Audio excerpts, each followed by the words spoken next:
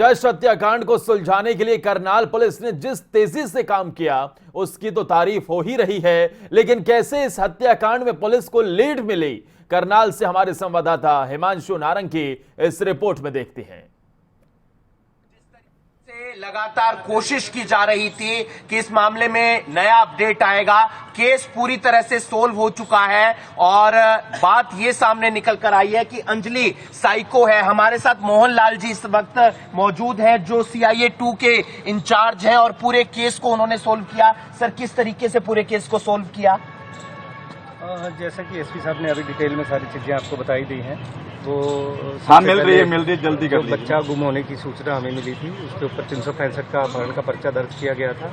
बाद में हमने फिर शाम के टाइम सारी टीमें SP साहब ने लगा दी थी, तो बच्चे को बाबे को हमने रिकवर कर लिया था, राउंड अप कर लिया था। और जब उसके पास बच्चा नहीं मिला तो SP साहब ने कहा कि पूरे गाँव की घेराबंदी करने के लिए कहा था, ताकि अच्छी तरह माइन्यूटली एक एक चीज़ को चेक किया जाए।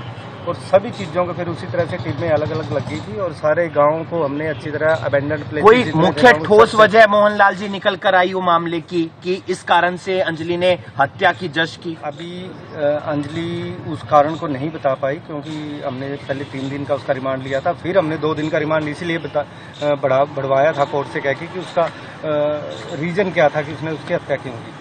लेकिन उसका जैसे उसके पति से फिर हमने पूछताछ की है, अंजलि से लगातार हमने पूछताछ की। उन्होंने बताया कि इसका कई बार ना दिमाग की संतुलन बीच में जैसे बिगड़ जाता है और उस चीज़ की वो शुरू से ही उसकी दवाइयाँ चल रही हैं। उसके पति ने बताया कि शादी से पहले भी वो यही दवाइयाँ खाती थी, एंटी साइकेट्रिक मेडिसिन, जो मनोरोग विशेषज्ञ डॉक्टर्स हैं उनसे, और शादी के बाद फिर 4 साल से उसको दवाई दिलवाई रहा अलग अलग डॉक्टरों से। कुछ और आरोपी इस केस में जो गिरफ्तार हो सकते हो?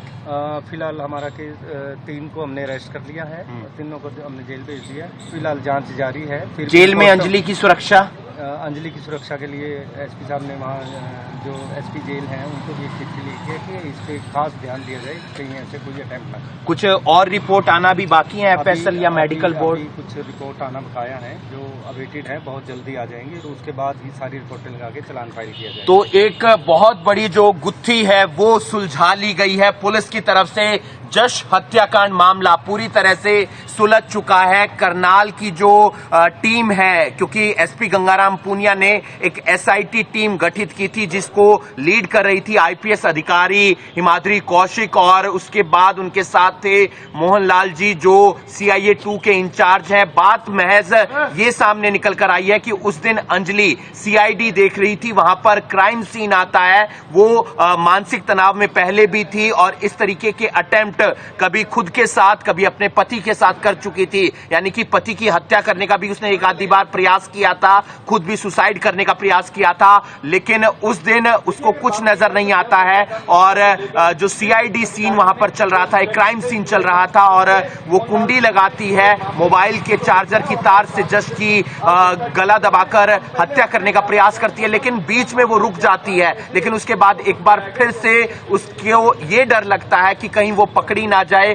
कहीं उसे डांट ना पड़ जाए, कहीं कोई उसे मारपीट ना दे, इसलिए वो जश की हत्या कर देती है। फिलहाल 3 आरोपी जो न्यायिक हिरासत में है और जेल में भी पूरी सुरक्षा के बीच उन्हें रखा जाएगा ताकि अंजलि वहां पर कोई इस तरीके का कदम ना उठा ले।